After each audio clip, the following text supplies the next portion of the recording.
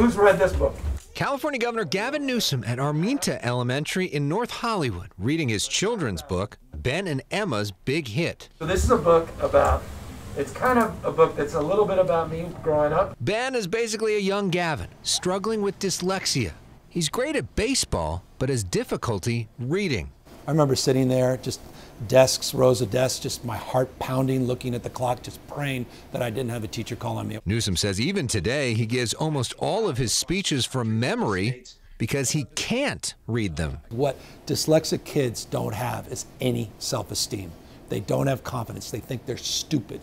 They don't think they're smart. Newsom says he found confidence playing sports, earning a baseball scholarship to college when his test scores couldn't stack up. I had a hard time reading. He hopes this book tour will inspire kids with learning challenges just like him.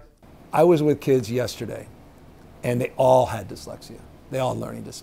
When they walked in, I literally started crying. I literally turned away from the guy I was talking to, and I had to walk to get water.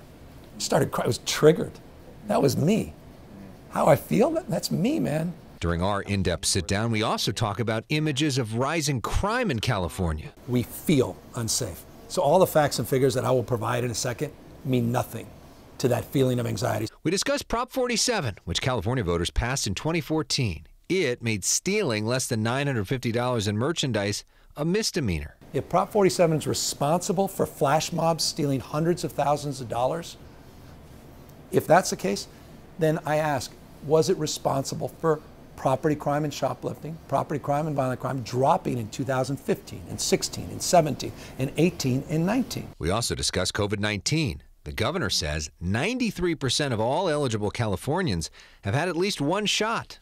Where is the light at the end of the tunnel? When does this state of emergency end if we are seeing that much progress on vaccinations? We know it when we experience it. His advice now?